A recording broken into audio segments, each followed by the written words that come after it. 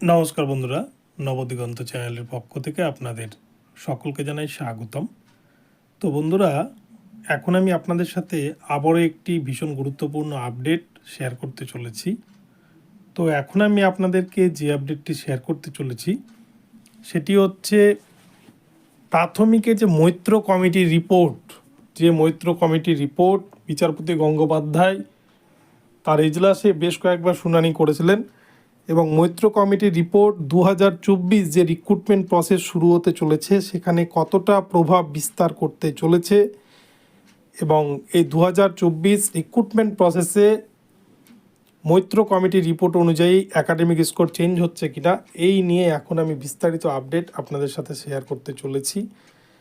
এবং এছাড়াও academic score কীরকম হতে পারে এই 2024 রিক্রুটমেন্ট প্রসেসে, তো এই বিষয়গুলো নিয়ে বিস্তারিত আলোচনা করব। তো আপনারা সম্পূর্ণ ভিডিওটি স্কিপ না করে প্রথম থেকে শেষ পর্যন্ত দেখতে থাকুন। এই ভিডিওর মাধ্যমে আপনারা অনেক অজানা ইনফরমেশন পেয়ে যাবেন। তবে তার আগে বলে রাখি, যারা প্রথমবার আমার চ্যানেলে এসেছেন আপনারা কিন্তু অবশ্যই আমার চ্যানেলটিকে সাবস্ক্রাইব করে অল নোটিফিকেশন অন করে রাখবেন, কেননা এই ধরনের আপডেট আপনারা কিন্তু একমাত্র নবদিগন্ত চ্যানেল থেকেই পেয়ে যাবেন। তো চলুন বন্ধুরা, আমরা এবার আজকের এই আপডেটটি প্রথম থেকে শেষ পর্যন্ত বিস্তারিত জেনে নিই। তো বন্ধুরা, আপনারা জানেন যে মৈত্র কমিটি একটি কমিটি গঠন করে দিয়েছিল বিচারপতি অভিজিৎ গঙ্গোপাধ্যায়, এবং সেই মৈত্র কমিটির রিপোর্ট অনুযায়ী যে একাডেমিক স্কোর তৈরি করেছিল মৈত্র কমিটি, সেই স্কোরের প্যাটার্ন কিন্তু প্রাথমিক শিক্ষা পর্ষদ মানতে পারেননি এবং তারা কোর্টে জানিয়েছিল এই প্যাটার্ন কিন্তু মানতে পারবেন না। ফলে মৈত্র কমিটি আবারও কিন্তু সেই তাদের যে প্যাটার্ন এই নিয়ে আবারও বসে এবং সংশোধন করার চেষ্টা করে, এবং মামলাটি বিচারপতি অভিজিৎ গঙ্গোপাধ্যায়ের এজলাসে বেশ কয়েকবার উঠেছে। এবং একটি যে বড় দাবি উঠছিল প্রার্থীদের মধ্যে থেকে, যে ওল্ড সিলেবাস ভার্সেস নিউ সিলেবাসের নম্বরের যে পার্থক্য আপনারা দেখে থাকবেন, 2014 সালের পর যারা এইচএস দিচ্ছে তাদের কিন্তু নম্বরের একটা বিস্তর ফারাক রয়েছে, তারা কিন্তু সকলেই 80% আপে নম্বর পাচ্ছেন।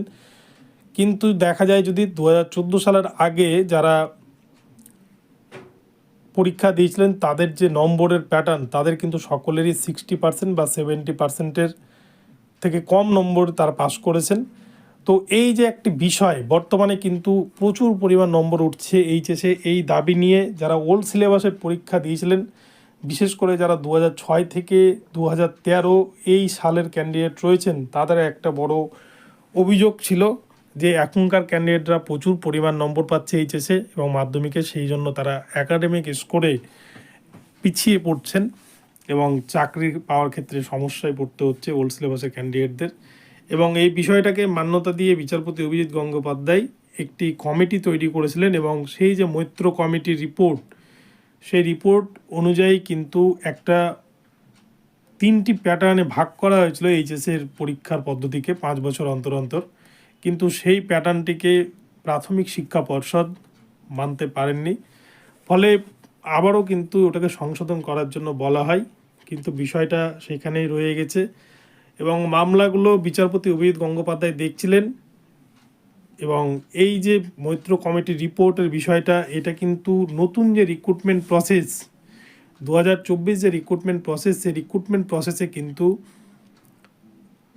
জারি হওয়ার বা এই রিক্রুটমেন্ট প্রসেসে মৈত্র কমিটির যে প্যাটার্ন বা একাডেমিক স্কোর কিন্তু চেঞ্জ হওয়ার একটা বিষয় দীর্ঘদিন ধরে উঠে আসছে। কিন্তু এই 2024 রিক্রুটমেন্ট প্রসেসে একাডেমিক স্কোর চেঞ্জ হবে কি না, বা একাডেমিক যে প্যাটার্ন, এইচএসে 10 নম্বর রয়েছে, কিন্তু ওল্ড সিলেবাস এবং নিউ সিলেবাসের ক্ষেত্রে কিন্তু নম্বরের প্যাটার্নটা একই থেকে যাচ্ছে। তাই এই প্যাটার্ন চেঞ্জ হবে কি না সেটা এখনও পরিষ্কার নয়। তবে এই মামলাটা বিচারপতি অভিজিৎ গঙ্গোপাধ্যায়ের এজলাসে থাকলেও এখন কিন্তু বিচারপতি অভিজিৎ গঙ্গোপাধ্যায় এই মামলাটা শুনতে পারবেন না, যেহেতু প্রাথমিকের সমস্ত মামলা তার এজলাস থেকে সরিয়ে নেওয়া হয়েছে। প্রাথমিকের সমস্ত মামলা দেখছেন বিচারপতি রাজাশেখর মান্থা। তাই যদি এই মামলাটি বিচারপতি রাজাশেখর মান্থা দেখেন, তাহলে কিন্তু এই মৈত্র কমিটির যে রিপোর্ট তা কিন্তু আবার প্রথম থেকেই হয়তো বিচারপতি মান্থা সমস্ত কিছু দেখবেন এবং তার উপর জাজমেন্ট করবেন। ফলে এই 2024-এর যে নতুন রিক্রুটমেন্ট শুরু হতে চলেছে বা যে নোটিফিকেশান আসতে চলেছে, সেখানে কিন্তু একাডেমিক নম্বর চেঞ্জের বিষয়টা আমার মনে হয় না খুব একটা গুরুত্ব পাবে, এবং এবারের মতো হয়তো এই রিক্রুটমেন্ট প্রসেসে আগের যে রুলস 2016 যে রিক্রুটমেন্ট রুলস, সেই রিক্রুটমেন্ট রুলস অনুযায়ী হয়তো একাডেমিক নম্বরের বিষয় থাকবে। 50 নম্বরে যেমন হয়েছিল যে মাধ্যমিকে 5, এইচএসে 10, ট্রেনিংয়ের ক্ষেত্রে 15 এবং 5 নম্বর ধরা হয়েছিল টেটে, আর এক্সট্রা কারিকুলার অ্যাক্টিভিটিসের ক্ষেত্রে 5, ইন্টারভিউয়ে 5, অ্যাপটিটিউড টেস্টে 5, এবং যারা প্যারা টিচার থাকবেন তাদের জন্য টিচিং এক্সপিরিয়েন্সের জন্য 5। এইরকম 50 নম্বরের বিভাজন বর্তমানে রয়েছে 2016 রিক্রুটমেন্ট রুলস অনুযায়ী।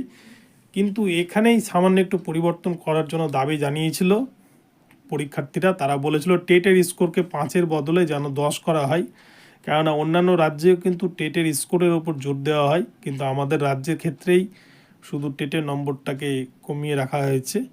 তো টেটের স্কোর তারা 5 থেকে 10 করার দাবি জানিয়েছিল, এবং এইচএসের ওল্ড সিলেবাস ভার্সেস নিউ সিলেবাসের একটা একাডেমিক নম্বর পরিবর্তনের কথা তারা দাবি জানিয়েছিল। কিন্তু আমার মনে হয় না যে এই মৈত্র কমিটির রিপোর্ট এইখানে লাগু হবে, বা 2024 যে নতুন রিক্রুটমেন্ট প্রসেস চালু হতে যাচ্ছে, এখানে প্রাথমিক শিক্ষা পর্ষদ একাডেমিক যে বিভাজন সেটাকে কোনোভাবে নড়াচড়া করবে, এটা আমার মনে হয় না। সে আগে যেটা প্যাটার্ন ছিল সেই প্যাটার্নেই কিন্তু এবারও নতুন নিয়োগ বিজ্ঞপ্তি আসছে। তো বন্ধুরা, এখন এই পর্যন্ত রইল আপডেটটি, আপনাদেরকে আপডেটটি শেয়ার করলাম। আপনাদের আপডেটটি কেমন লাগলো অবশ্যই কমেন্ট বক্সে জানাবেন। ভিডিওটি ভালো লাগলে চ্যানেলটিকে সাবস্ক্রাইব করে দেবেন, এবং এই ধরনের আপডেট প্রতিনিয়ত পাওয়ার জন্য চ্যানেলটিকে ফলো করতে থাকুন, এবং ভিডিওতে লাইক শেয়ার কমেন্ট করতে ভুলবেন না। ধন্যবাদ। পরবর্তী আপডেট নিয়ে আবার আসছি।